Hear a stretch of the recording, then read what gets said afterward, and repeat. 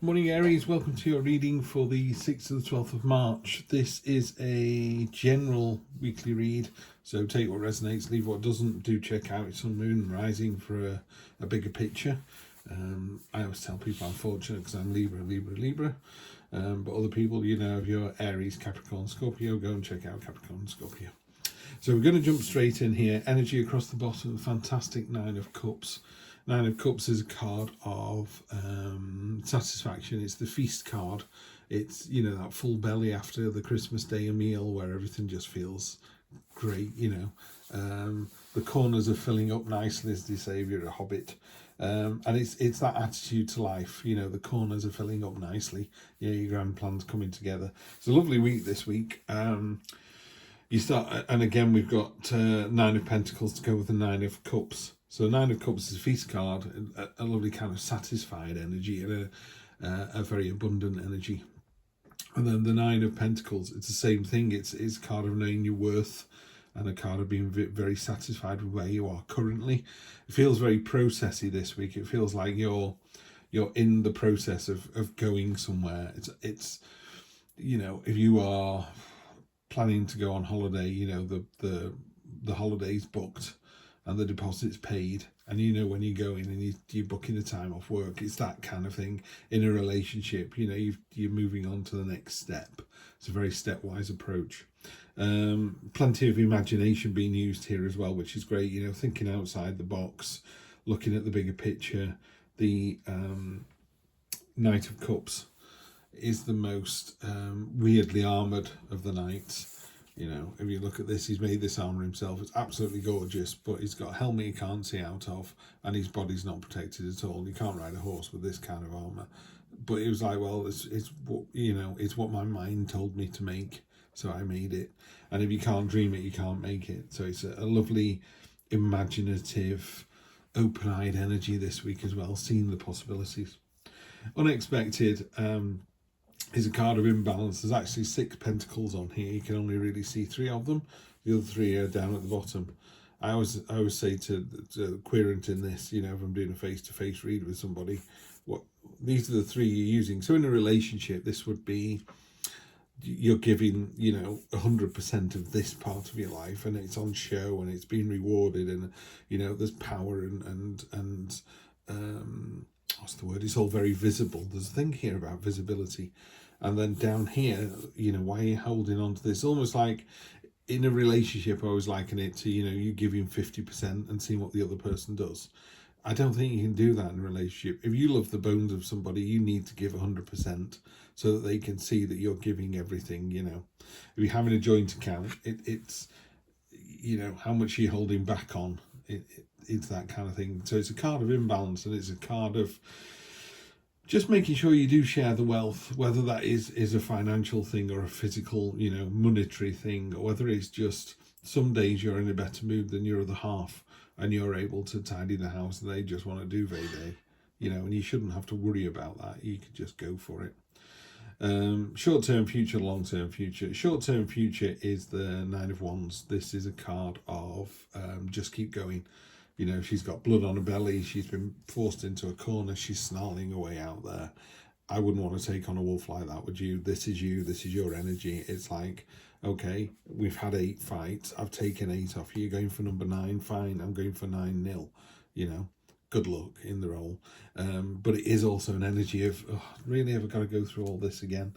Like telling a junior how to do the job over and over and over again. Just trust me, you're almost there. The burden's almost over. And there is a reward at the end of it.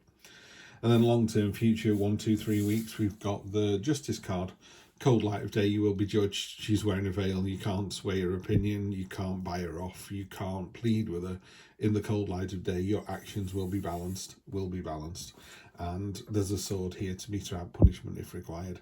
So as I say to anybody, and the people that come to this channel are beautiful and intelligent people, and that's why you're here. But, you know, people of a lesser level than yourself would maybe think, oh, I can get away with this. You really can't. The universe finds you out. And also, you know, you put your head on the pillow at night and go, that was a really shitty thing I did today. You know, you just know that, don't you? So be the better person, do the better thing, and then in cold light of day, if you are ever judged, justice comes a calling, and go, were you the best you could be? Did you give your all? That's the only card I would say. This card and this card are the interesting ones for me here. You know, why are you not giving everything to this relationship, this work, this to yourself? It could just be yourself, you know. You owe it to yourself to, you know, eat clean and get out into nature and do all the good stuff. And if you're not kind of committing yourself to yourself, if you see what I mean. So we're going to clarify. We have the Six of Wands on top of the sort of, you know, you're worth it, staying classy and sophisticated, rising above the chaff, you know, being your better self, being the higher person leads to a triumphant victory.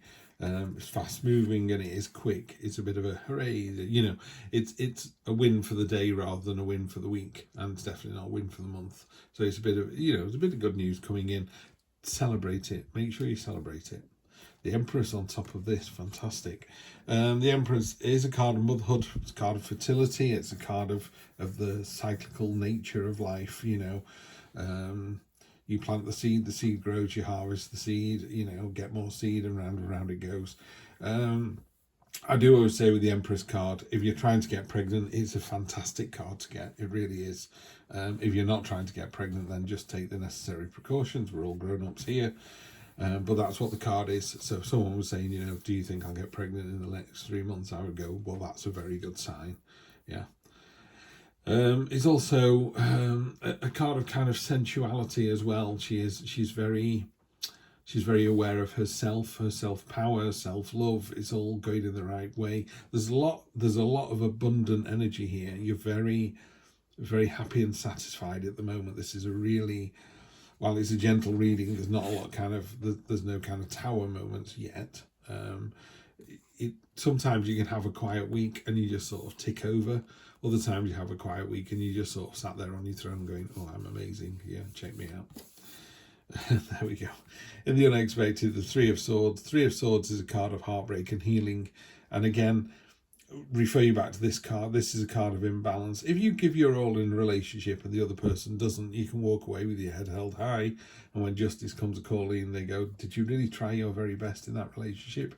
You go, yes, I did. Yeah. So this is a reminder that if you don't try your hardest, this is where you get heartbreak, and this is where you have to heal from a situation. So I would say this week, just make sure you give all that you can, even if it feels one-sided, even if it feels like a burden, even if it feels like, you know, why me? Because sometimes it has to be you, and you're the bigger, better person, Aries. And, you know, guess what? When you pour from a never-ending cup and you continue to give and give and give, eventually the other person goes, yeah, this is my soulmate, or this is the person at work that we want. Short-term future, Five of Pentacles. While it's a bit of a burden and a drag, don't draw attention to your negatives. You've got this lovely abundant energy down here. This unexpected thing is going to throw you off a little bit. You know, you think you're doing a great job, either personally or professionally, and I think you are. I've mentioned this. Maybe there's an imbalance, maybe you're not. You know, sometimes in a relationship, you can think you're giving 100%, but the other person thinks you're only giving 50, and it causes friction. You go, but I do this, this, and this. And they go, yeah, but I do this, this, and this. And you go, yeah, but they're the little jobs. Anyone can do those. This is the big stuff. And they go, no, this is the big stuff. And it's about understanding other people's level in relation to a particular situation. So a really good example is, I don't mind hoovering up, I don't mind vacuuming. It you know, I put my headphones on and do the whole house, and it doesn't feel like a chore. Whereas, I don't know, folding all the clothes after the laundry or putting all the laundry through feels like a chore. Whereas my wife doesn't mind doing laundry but hates vacuuming. So we just swap those jobs. Sometimes I have to do laundry and sometimes she has to vacuum. But in an ideal world, I would do the jobs that don't bother me and she would do the jobs that don't bother her. And that's what's going on here.